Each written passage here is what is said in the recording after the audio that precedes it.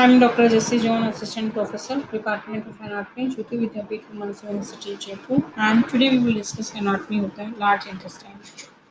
Namaste, हमेशा खुश रहो बिटिया. And we will see the introduction of the large intestine first. The large intestine extends from the cecum to the anus and divided into cecum, appendix, ascending colon, transverse colon, descending colon, and sigmoid colon, rectum, and anal canal. So these are all the parts of the large intestine, and you can see in this picture the all the parts very clearly.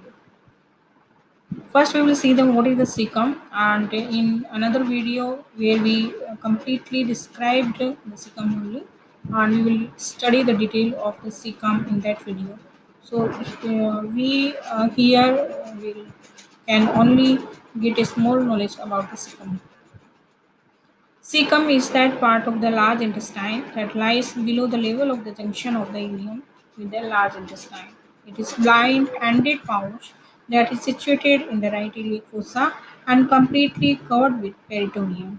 It possesses a considerable amount of mobility and longitudinal muscles is restricted to three flat bands and the tinea coli. Now you will see the ileocecal junction. It is a terminal part of the ileum, enters the large intestine at the junction of the cecum with the ascending colon. Opening is provided with two holes. These are called lips also, and which form the ileocecal wall. The appendix communicates with the cavity of the cecum through an opening located below and behind the ileocecal opening. Now we are studying appendix, and like cecum I have made a video that is totally described the appendix only, and here we will get some knowledge about the appendix because it is a part of the large intestine, so we will study in a very short here. Appendix is a narrow muscular tube containing a large amount of lymphoid tissue, and the base is attached to the posteromedial surface of the cecum, and remainder of the appendix is free. It has a complete peritoneal covering which is attached to the mesentery of the small intestine by the mesoappendix, and mesoappendix contain the appendicular vessels and nerves. The tip of the appendix may be found in following position, that could be into the pelvis against the right pelvic wall, and it could be behind the cecum, and it could be the lateral side of the cecum and in front of and behind the terminal part of the cecum. Sorry, ileum. The first and second position are the most common sites. Now we will see the ascending colon. Ascending colon extend apart from the cecum to the inferior surface of the right lobe of the liver, where it turns to the left, forming the right colic fracture and becoming continuous with the transverse colon. The peritoneum covers the front and the sides of the ascending colon, binding it to the posterior abdominal wall. Now we will see the relation of the ascending colon.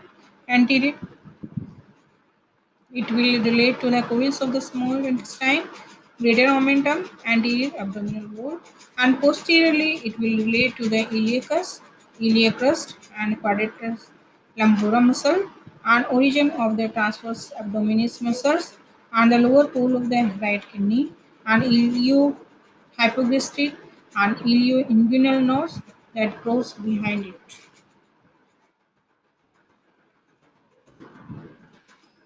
Now we will see the blood supply of the ascending colon. Ileocolic and right colic branches of the superior mesenteric artery will supply the ascending colon, and the veins correspond to the arteries and drain into the superior mesenteric vein, and lymph vessels drain into the lymph nodes lying along the course of colic blood vessels and ultimately reach the superior mesenteric nodes, and we will supply it by the sympathetic and parasympathetic nerves from the superior mesenteric plexus. Now we'll see the transverse colon. Transverse colon extend across the abdomen, occupying the umbilical region. It begins at the right colic fracture below the right lobe of the liver and hangs downward, suspended by the transverse mesocolon from the pancreas. It then ascends to the left colic fracture below the spleen The left colic flexure is higher than the right colic flexure and suspended from the diaphragm by the phrenicocholic ligament. The transverse mesocolon suspends the transverse colon from the anterior border of the pancreas, then it attaches to the superior border of the transverse colon, and the posterior layer of the greater omentum are attached to the inferior colon. Now we'll see the relation of the transverse colon. Anteriorly, it will relate to the greater omentum and the anterior abdominal wall.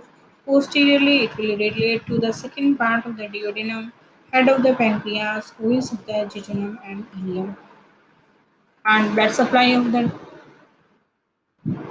transverse colon. The proximal two-thirds are supplied by the middle colic artery, a branch of the superior mesenteric artery, and distal third is supplied by the left colic artery, that is the branch of inferior mesenteric artery. The veins correspond to the arteries drain into the superior and inferior mesenteric arteries. The proximal two-thirds drains into the colic nodes and then into the superior mesenteric nodes, and distal third drains into the colic nodes and then into the inferior mesenteric nodes.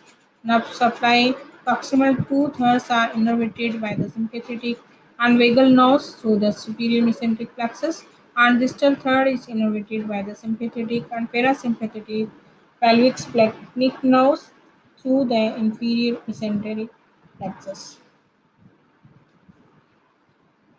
See the all the arterial uh, supply. Now we will see the descending colon. It is about the 10-inch long, extends downward from the left colic flexure to the pelvic frame, where it becomes continuous with the sigmoid colon. Peritoneum covers the front and the sides and binds it to the posterior abdominal wall. And relations are it will anteriorly relate to the coils of the small intestine, greater omentum, and anterior abdominal wall, and posteriorly it will relate to the lateral border of the left kidney, origin of the transversus abdominis muscles, quadratus lumborum, and iliac crest, iliacus, and left psoas muscle, and the iliohypogastric and ilioinguinal nerves, lateral cutaneous nerve of the thigh, and the femoral nerve. Relations of the descending colon anteriorly it will relate to the coils of the small intestine and greater omentum. Posteriorly it will relate to the lateral border of the left kidney, transversus abdominis muscles, quadratus lumborum, iliacus and left psoas muscle, and iliac crest, iliohypogastric and ilioinguinal nerve, lateral cutaneous nerve of the thigh, and the femoral nerve. Blood supply will be the left colic and sigmoid branches of the inferior mesenteric artery and veins that will correspond to the arteries and drain into the inferior mesenteric vein, and lymph drains into the colic lymph nodes and the inferior mesenteric nodes around the origin of the inferior mesenteric artery, and it will be supplied by the sympathetic and parasympathetic pelvic splenic nodes through the inferior mesenteric plexus. Now we will see the sigmoid colon. It is 25 to 38 centimeter in long, begins as a continuation of the descending colon in front of the pelvic ring. Below, it becomes continuous with the rectum in front of the third sacral vertebra. Sigmoid colon is mobile and hangs down into the pelvic cavity in the form of loop. Sigmoid colon is attached to the posterior pelvic wall by the fan-shaped sigmoid mesocolon. Relations anteriorly, it will relate to the urinary bladder in the male, and in the female, it will relate to the posterior surface of the uterus and upper part of the vagina.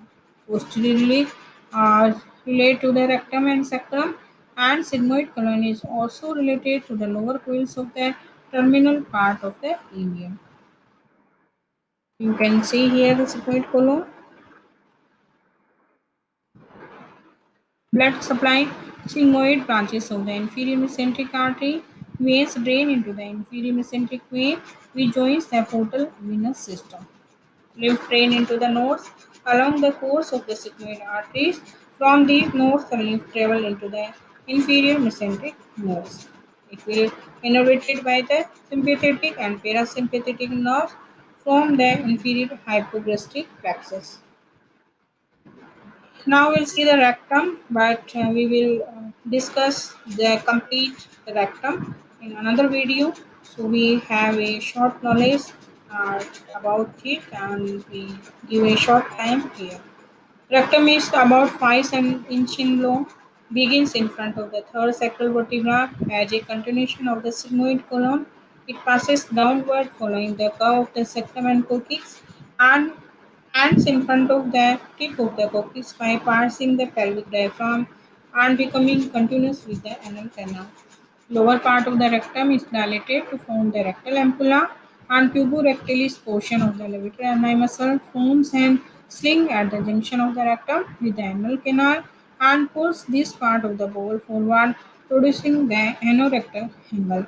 Peritoneum cover the anterior and lateral surfaces of the first third of the rectum and only the anterior surface of the middle third, leaving the lower third devoid of the peritoneum.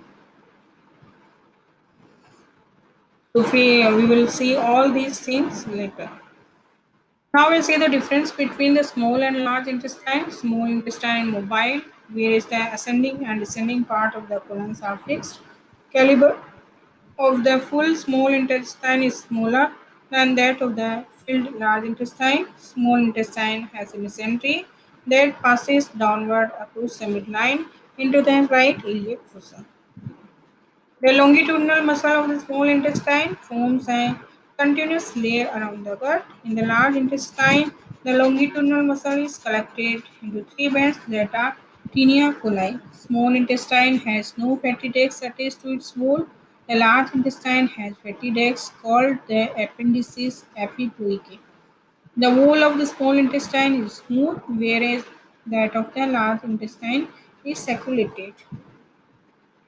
Now we will see the internal difference. The mucous membrane of the small intestine has permanent folds called plicae circularis, which is the absent in large intestine, and mucous membrane in small intestine has villi, which are absent in large intestine, and aggregation of the lymph tissue that is called Peyer's passage that is found in small intestine but are absent in the large intestine mucous membrane. Now there are assessment questions. These are what is the anatomy of the ascending colon and second is the what is the anatomy of the transport colon. Thank you.